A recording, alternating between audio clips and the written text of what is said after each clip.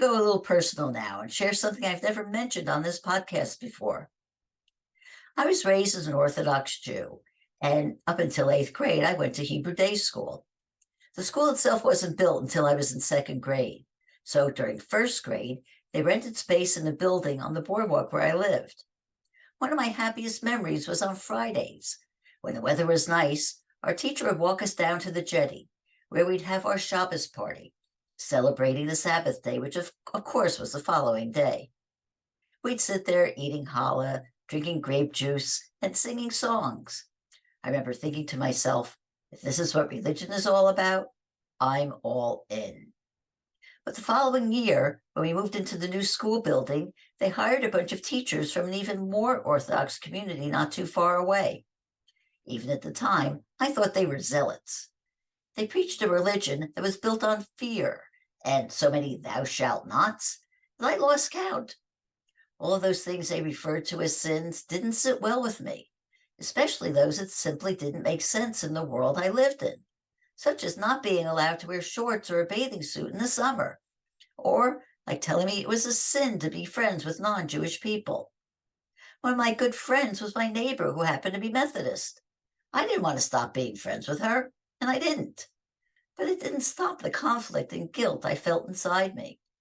By eighth grade, I was through. Didn't want to have anything to do with my religion anymore. But as a lot of teens are wont to do, I threw the baby out with the bathwater. It wasn't until it was time for me to raise my own kids that I realized that some of the ideals that were taught to me were worth embracing, such as those I learned way back on that jetty at the beach. Things like love, community, faith, and the belief that there's a power greater than us that we can turn to help guide us through life.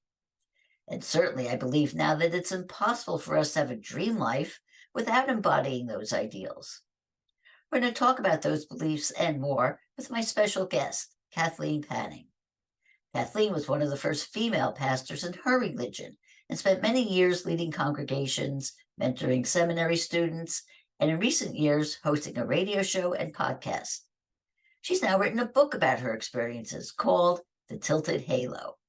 Welcome to the Dream Power Experience, Kathleen. Thank you, Debbie. It is such an honor and a pleasure to be with you today. Oh, I'm so excited to be talking with you because, I don't talk specifically about religion on this program, but faith is a very important part of it. So I want to ask you, do you make a distinction between faith and religion? Yeah, that we can easily do that. Faith is the internal part of us, and religion is sometimes how we express that. And there are formalized ways of doing that within different faith groups.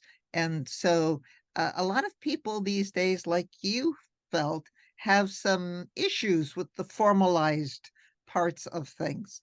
And it can get to be tough. And if people are not allowed to ask the questions and to explore those things, it can turn people off. It is so true, as I can say from my own experience. Mhm. What about God? God with a capital G. Do you make a distinction between God and what other people might say is just a higher power? For me, no. I can embrace both of those. How people experience who I call God can be different, and how people understand God can vary from faith to faith. What I look for is the commonalities between all of those. And if what somebody else is expressing is based on love and forgiveness and grace, to me, that's all the same. If, as you talk about, it's based on fear or separating people out and saying, this is my group, the in group, and other people are no good for some reason, that it doesn't fit well with the God I know from both Christian and Jewish scripture. And so I have more of a difficult time with that understanding of God than with talking about nature, universe, spirit type of ideas. Yeah. How do you talk to God? Oh gosh, that can be any different, many different kinds of ways. Prayer, kind of what most people would think of as, close your eyes type of prayer. It can just be um, a conversation. Um, in my book, I talk about a time where I kept a journal and had some very, very long conversations with God because it was a difficult time in my life. And I would, mentally be talking and thinking and writing and uh, sharing anything and everything with about my feelings and arguing with God, um, being angry with God, all of those things um, to me are very acceptable. There are examples of those within the Book of Psalms for Jewish and Christian people, and throughout many centuries of literature of faith communities. And so we could share anything with God. Mm, this is true. One of the things that you shared in your book is that you felt you had a calling, and that's what led you to become a pastor and go through all those years of, you know, work in the seminary and all of that. Mhm. Do you believe that everybody has a calling of one sort or another? Yeah, I do. And it can be expressed and experienced in many different ways. It can be that urging to do something different. It can be what some people I've met people who have said as a child they knew they wanted to grow up to be, a reporter or a cook or, something like that. It can be in alignment with our passion and our gifts, and usually is. So it comes in many different ways and many different forms. And whatever somebody's own gifts are and talents, those can all be part of, and I believe are part of our calling. Hey, what about trust? Does faith call for trust? And what if you feel that you can't trust? How do you turn that around? Oh gosh. Yes, faith does call for trust. It because I mean I don't see God, you know, visually. I've never received an email from God. No neon signs that say, do this or, whatever. Um, I have never seen an angel. So some people talk about having seen angels, but I haven't had that experience. And it it comes from within that you build that trust. It's taking little steps and saying, okay, this is going to work. Some people take that big leap of faith, as it's called sometimes. And okay, if this is really what you want me to do, I'm going to try it. And um, it does, it takes courage too, sometimes. So trust can be built on courage. It can be built on um, just the idea of taking a deep breath and trying something new and different and seeing, maybe it doesn't work, but then trying it again in a different way, uh, listening to listening to other people as well, hearing their wisdom and their guidance. God can speak to us in many, many different ways, and how we that's all how we build that relationship with God. Because sometimes you don't realize that it's God or the higher power that leads you to people or leads you to situations. And, there's something greater than us that allows us to do that. Oh, definitely. Yeah. Definitely. Yeah. A lot of people also struggle with things like doubt and worry, and it could make you doubt yourself, doubt your abilities. How do you embody the idea that you do matter? Um, Before I talk about that, I want to say something about doubts. There are many people who say you should not doubt God, that that's bad and wrong. There is an author, Reverend, I think he was a doctor also, Frederick Buechner, wrote a little book called, I can't remember the exact title of it, but it's called Wishful Thinking. That's it. And it talks about different words that many people use in faith, and he has a definition of doubt in there. And part of that definition is something I dearly love. He said, doubts are the ants in the pants of faith. They keep it awake and moving. And so the doubts can kind of nudge us and get us moving in different directions. So doubt can be very useful. And that, and I've forgotten your initial question, or the end of the question on that. But Yeah. yeah, Well, how do you, when you're feeling those doubts, how do you embody the idea that you matter, that you're important? those doubts, if we understand that doubts aren't bad, they can be part of faith. They can be part of the way that God is communicating with us. And that to me, the idea that we all matter is just a given. But I know that a lot of people don't feel that in many ways. There's many forces in our world and our culture that try to tell us we don't matter. And especially as women, sometimes we get pressure to say, oh, you're not as important as some of the men type of idea. But God created everything and everyone. And God did not put any part of this as second best. And that includes, depending in my understanding of the book of Genesis and the creation accounts, that includes women. Women are not secondary to men in the creation accounts in Genesis. When we read those as they were intended in scripture and not through the cultural veil that's been put through them. So we all matter just from the get-go. And sometimes it's reminding ourselves of that. It's hearing that from within to know that, you're alive. You have gifts. You have talents. That means you matter. Just by the presence of being, you matter. And that God knows who you are. Another thing is that scripture tells us that God knows the hairs on our heads. And I don't know about you, but I lose a bunch of those every day when I comb my hair. And they're turning different colors these days on their own. And, if we think that God is that intimately concerned about the birds of the air, the flowers, then God is definitely aware of who we are and that we matter to God first.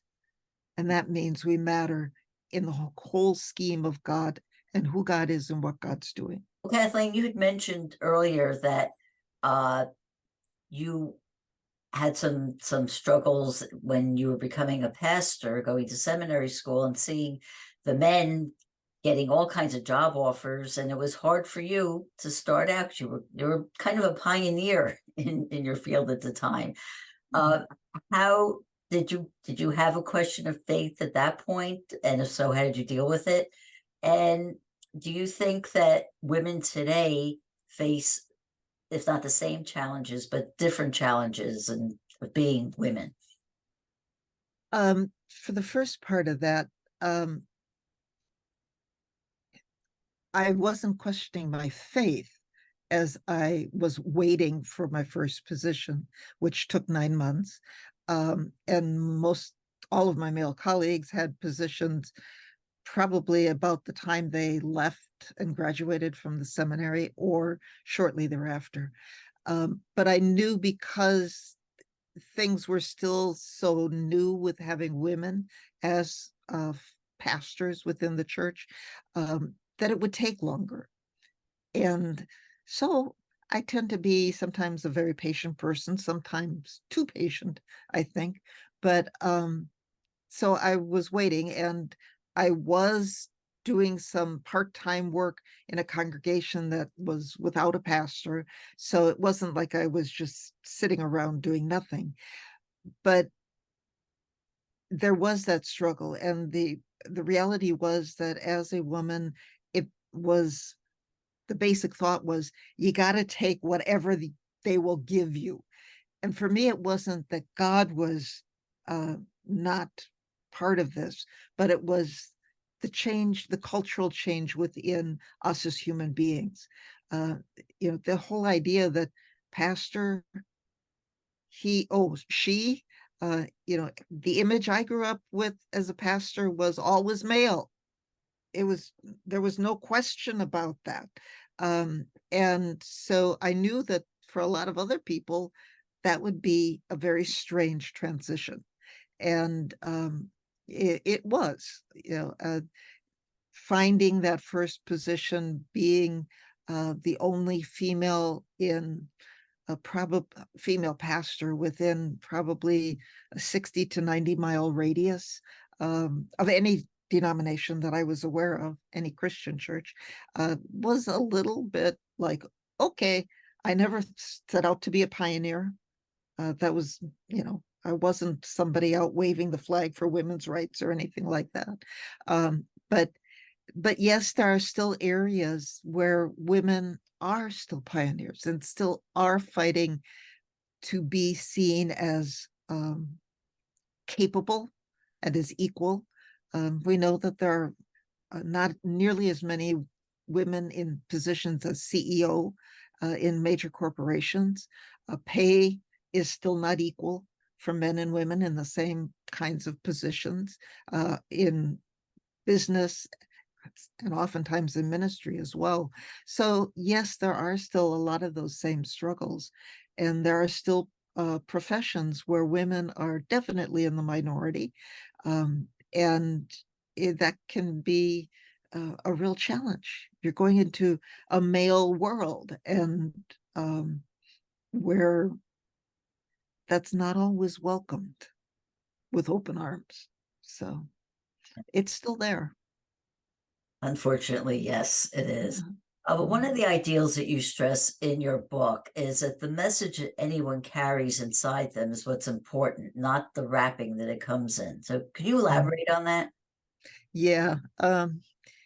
The One of the incidents I talk about in the book was the first position I had was two small rural congregations, and uh, like I said, I was the only female pastor within about a 60-mile radius, 60 to 90-mile radius at that point, and it was totally new and different for anyone to see a woman in that role.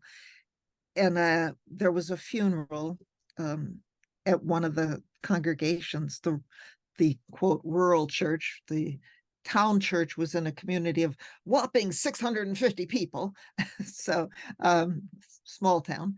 But the rural church was out kind of at a crossroads on a highway, and there was a funeral there. There was a gentleman who, as we were leaving the cemetery after the committal, came up to me and told me that when he saw me come out at the beginning of the service, he thought to himself, female, I'm not going to get anything out of this. But then he said, I got a lot out of this. And the gift was that he went past the visual difference and hearing a different pitch of voice and listen to the message. And the message, if we're true to the message, is the same. And the the male persona is different from one man to another. If it's a male pastor, they don't all look the same. They don't all have the same pitch of voice, but there's something about being male that everybody just associates with. And then you get a woman in there, and yeah, the look is different. Um, there's another little incident that's not in the book where the last position where I served in a congregation it now is in the south of the United States. And there was a service not long after my husband and I started there as a team ministry. And I came out at the beginning of the service, and there was a young girl who was a niece of a member, and she and her mother were visiting the congregation. They were not part of the same Christian denomination. And after the service, the member uh, told me that her niece, when I came out, asked, "Is that an angel?" Because I was wearing kind of a whitish robe, and she had no other frame of reference to think about a woman in that position. And so, yeah, it's breaking barriers, it's opening people to new possibilities, but the message is the same. And that's the And important thing to yeah, remember. that is, yeah. And I think you opened up a lot of people's eyes by doing that when they realize that, oh, there's something here. Mm-hmm. You also talk about being, when you have faith, and you have faith in yourself, and you decide that you want to go after, that dream, whether it's, a new job or maybe a new career or moving to a new place or a new relationship, whatever it might be. And you start at it and, you're not getting the results that you want. Mm. How do you know if you give up too soon? Boy, that's a loaded question, and it's something I'm still dealing with in now the transition I am in this time in my life. It's there's at the end of the book I talk about three things, and one is to stop. uh Stop and be quiet. Stop all the busy stuff that we're doing and really sit and listen. Listen to what's in your heart. Listen to what you think God is sharing with you. Listen to other people, and take that sometimes with a grain of salt, because what they say may not be what you want to hear, too. And so you got to be able to balance that out. And but listen, and then that's part of the stop, and then listen, and then evaluate, filter through all of that stuff and see, what is it? Is this something you're doing just for you? Is there something bigger there? Is it something that can benefit yourself? Yes, but maybe other people as well. And can you keep going with that without ruining all the relationships around you, without ruining your health and well-being as well? And those are difficult questions. I mean, the example of Thomas Edison. He worked on creating the light bulb. I think he did something like 10,000 attempts before he got it to work. The incandescent, how many of us would have the courage to keep going, and after 10,000 attempts, or 990, when do you give up and say, this is never going to work? And most of us probably give up too soon. And there's many people who have said that people in a small business, or with an idea, an invention, they give up just before that breakthrough would come. So it's hard to know. I don't have a pat answer for that one, but just to, you got to know when the time is right to keep going and when it's time to stop. And do you find it helpful to, go to God or that higher power and Oh, ask yes. guidance for this? Oh, yes, most definitely. That's part of the listening that goes on. That's definitely part of the listening. Yeah. Something that goes sort of hand in hand with that is the whole idea of second guessing yourself. Uh-huh. How do you deal with that also? uh the same sort of thing is, does this work? Is this going to work? And I have second guessed myself many times in ministry, and since retiring. I talk about the radio work I started doing in the book, and it started with somebody calling me and saying, "Hi, would you like to be interviewed on our show?" And it was with Doug Llewellyn and Jim Masters from CUTV News, Blog Talk Radio. So, okay, I did the 2 interviews. It was something fun. I did it kind of just to have some fun with it. And then I get a call from somebody saying, "Hey, heard your interview. How would you like to be interviewed on our station?" Okay. And then somebody saying, "Well, you'd be a great host." Okay. So I went and did 6 months with that station as a host, but their platform, the way they were doing it, they were going through a merger. Things just did not feel good, did not feel right. And I was done when my contract was over. But I had been getting phone calls from somebody else, another station.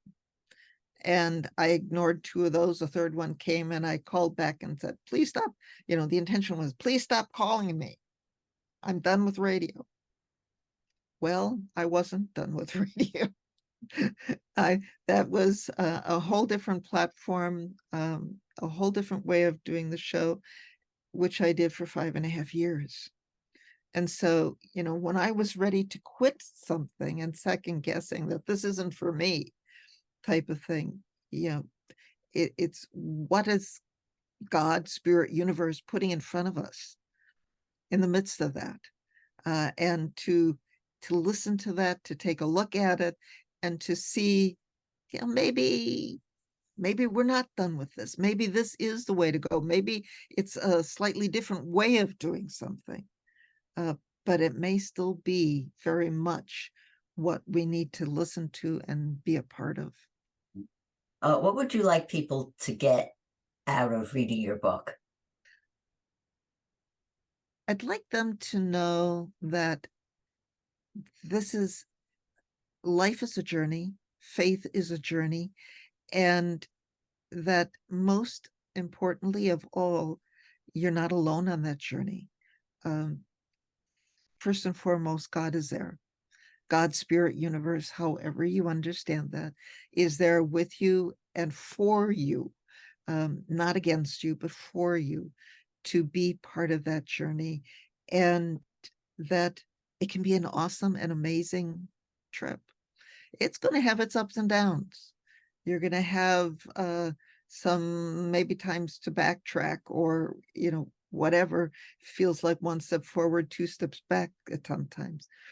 But that doesn't mean that God's giving up on you, or that you should give up on yourself, or give up on your dream and where you believe that is supposed to go. So it's about learning to listen to yourself, listen to what you believe God is calling you to be and to do. What is that dream? That you've maybe had up on a shelf, that nudging, that's what I refer to as a calling, that you stuck away because you didn't think it was possible. It is possible. And listen to that, and to how maybe to get that to be true. Well, Kathleen, how can people find out more about you and the book? Well, my website is KathleenAPanning.com. And it's KATHLEEN. P is in Peter Piper picking a peck, ANNING.com. That's the easiest way to find me and to get to know me. I am on LinkedIn. You can find me with my name there. I am on Facebook, sometimes not as much as I could be, but I'm also on Facebook and LinkedIn. And those are the easiest places to find me. And when the book comes out, it'll be splashed all over the webpage and the website. Well, we've been speaking about faith with Kathleen Panning. Hope you've enjoyed today's program. If so, please hit that subscribe button so you don't miss out on any future episodes. Until next time, this is Debbie Spector Weissman saying, sweet dreams, everybody.